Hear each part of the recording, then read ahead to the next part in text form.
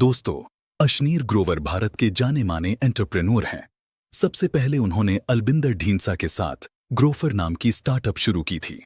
उससे निकलने के बाद उन्होंने भारत पी नाम की कंपनी भी शाश्वत नाकर्णी के साथ मिलकर शुरू की, जो आज भारत की एक बहुत प्रसिद्ध यूनिकॉर्न बन चुकी है। यह कंपनी डिजिटल पेमेंट तथा छोटे बिजनेस को ऑनलाइन लोन देने का कार्य करती है। हाल ही में अशनीर ने अपने अनुभवों के आधार पर दोगलापन नामक किताब लिखी है।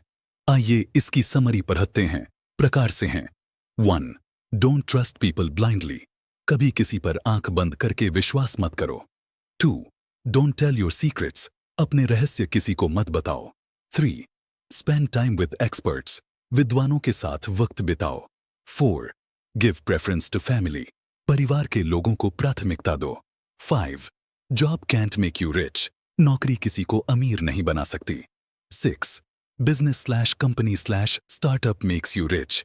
बिजनेस ही आपको जल्दी अमीर बना सकता है। 7. Learn to delegate. दूसरों को काम सौंपना सीखो।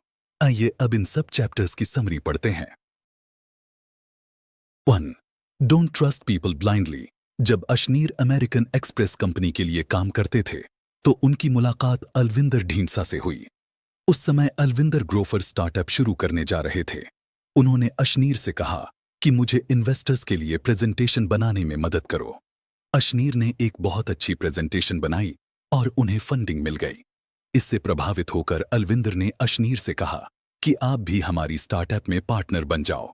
लेकिन उस समय अमेरिकन एक्सप्रेस से अशनीर को 80 लाख महीने की सैलरी मिलती थी।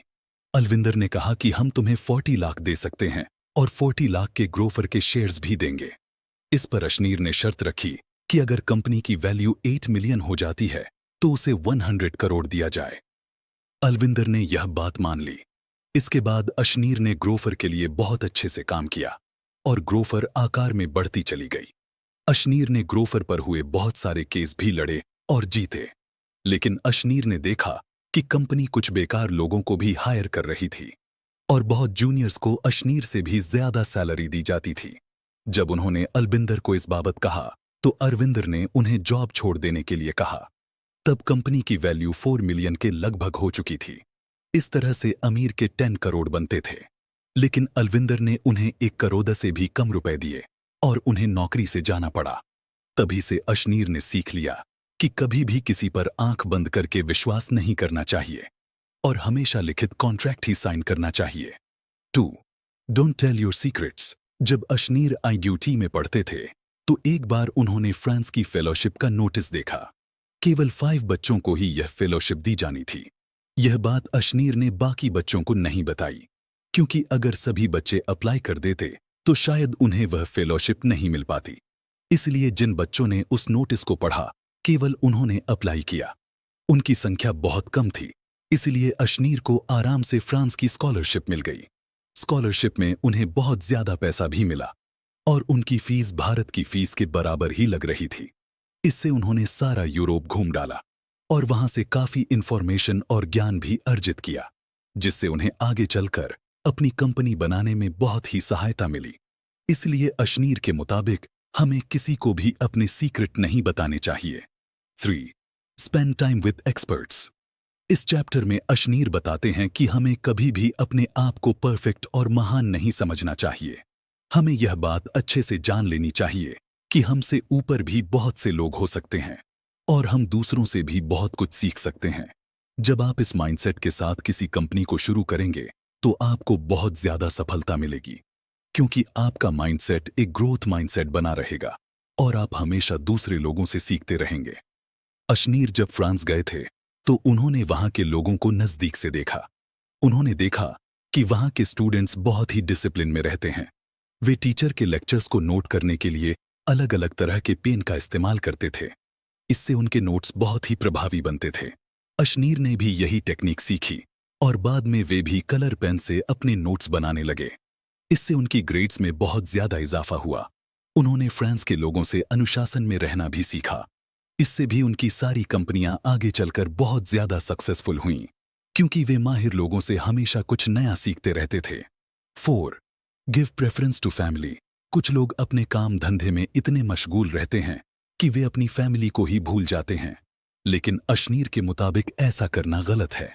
जब आप पर कोई मुसीबत आएगी तो आपका काम नहीं पूछेगा कि आप कैसे हैं, बल्कि आपका कोई फैमिली मेंबर या रिश्तेदार ही आपका हाल चाल पूछेगा। बुरे वक्त में भी ये लोग ही आपके काम आएंगे। 20 साल पुराना दोस्त आपको धोखा दे सकता है, लेकिन आपके फैमिली मेंबर कभी भी आपको धोखा नहीं देंगे। इसीलिए अशनीर कहते हैं कि जब आप कोई कंपनी शुरू करें तो उसमें अपने रिश्तेदारों या फैमिली मेंबर्स को भी उचित पोजीशन दें। इससे आपकी कंपनी कभी भी डूब नहीं सकती, क्योंकि आपकी फैमिली मेंबर्स जी जान से आपकी भलाई के लिए काम करेंगे। और कोई आपकी कंपनी में गलत कार्य कर रहा होगा तो इसका फीडबैक आपको मिलता रहेगा। अशनीर कहते हैं कि इसीलिए उन्होंने अपनी पत्नी माधुरी को हमेशा अपने बिजनेस में साथ रखा। भारत में बहुत सारे सफल बिजनेस इसलिए सफल है क्योंकि उन्हें पूरा परिवार मिलकर चलाता है, जैसे हिंदुजा ब्रदर्स या जीरोधा के कामत ब्रदर्स आदि। इसलिए परिवार बहुत महत्वपूर्ण है। 5. Job can't make you rich. Ashneer कहते हैं कि जॉब से आज तक ना कोई रिच बना है, ना कभी बनेगा। भारत की मिडिल क्लास फैमिली की यही मानसिकता होती है कि उन्हें कोई सरकारी जॉब मिल जाए, इसके बाद वे सारी जिंदगी बंधी बंधाई तनख्वाह पर काम करते हैं। कुछ सालों में थोड़ी बहुत इंक्रीमेंट होती भी है, लेकिन फिर भी वह आमदनी किसी आदमी को करोड़पति या अरबपति कभी नहीं बना सकती। यहां तक कि डॉक्टर की महीने की 2 लाख की सैलरी भी अगर आप कैलकुलेट करें तो उसे करोड़पति बनने में काफी सालों लग जाएंगे। तब तक तो डॉक्टर बूढ़ा हो चुका होगा। बुढ़ापे में वह उस पैसे से एंजॉय ही नहीं कर पाएगा। इसलिए हमें अपनी सरकारी नौकरी की मानसिकता को बदलना होगा। शुरू में कुछ सालों तक हम नौकरी कर सकते हैं, उससे होने वाली सेविंग से आप कोई छोटा मोटा बिजनेस आदि करने की भी सोच सकते हैं। अशनीर कहते हैं कि उन्होंने काफी सालों तक अमेरिकन एक्सप्रेस, पीसी ज्वेलर्स आदि कंपनीज में काम किया था, लेकिन जॉब करते हुए उन्हें पता चला कि इससे वे कभी भी अमीर नहीं बन पाएंगे।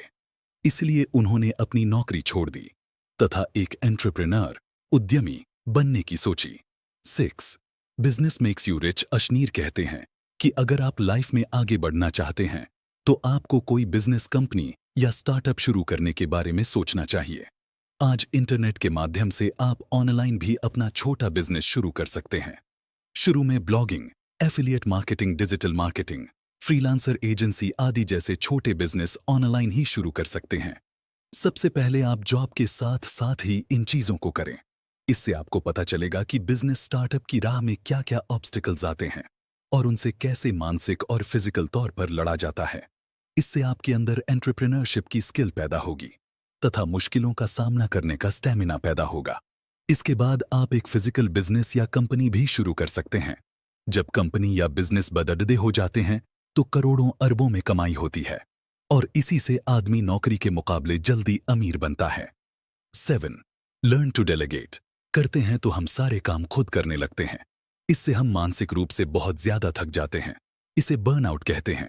इससे हम कुछ भी क्रिएटिव नहीं सोच सकते, साथ ही किसी मुसीबत से लड़ने की एनर्जी भी नहीं रहती। इससे कंपनी धीरे धीरे डूबने लगती है। कई बार तो हम चीजों को माइक्रो मैनेज करने लगते हैं। हमें लगता है कि हर चीज हमें खुद ही करनी चाहिए, लेकिन अशनीर कहते हैं कि हमें अपने माइंडसेट को बदलना होगा। हमें एक्सपर्ट लोग हायर करनी चाहिए, फिर हमें उन पर विश्वास रखना चाहिए। उन्हें काम की पूरी जिम्मेवारी सौंप देनी चाहिए। बीच बीच में उनसे फीडबैक लेते रहना चाहिए, लेकिन ऐसा नहीं हो कि हमें 24/7 उनके साथ बैठकर ही उस काम को करते रहे। हमें आदमी के टैलेंट को देखकर ही उसे जिम्मेवारी सौंपनी चाहिए। हर व्यक्ति हर चीज में एक्सपर्ट नहीं हो सकता, इसलिए जो जिस काम में एक्सपर्ट है उसे वही काम देना चाहिए। उदाहरण के लिए ब्लॉगिंग में भी आप चीजों को डेलीगेट कर सकते हो। जैसे अगर आप कंटेंट नहीं लिख सकते तो आप फेसबुक या फाइवर आदि से कंटेंट राइटर ले सकते हो। इसी तरह अगर आपको ब्लॉग डिजाइन करना नहीं आता तो वेब डेवलपर या वेब डिजाइनर की हेल्प ले सकते हो। इसी तरह से हमें चीजों में डेलीगेट करने की आदत डाल लेनी चाहिए। समाप्त। दोस्तों, यह थी अशनीर ग्रोवर की किताब दोगलापन की समरी। उम्मीद है आपको पसंद आई होगी।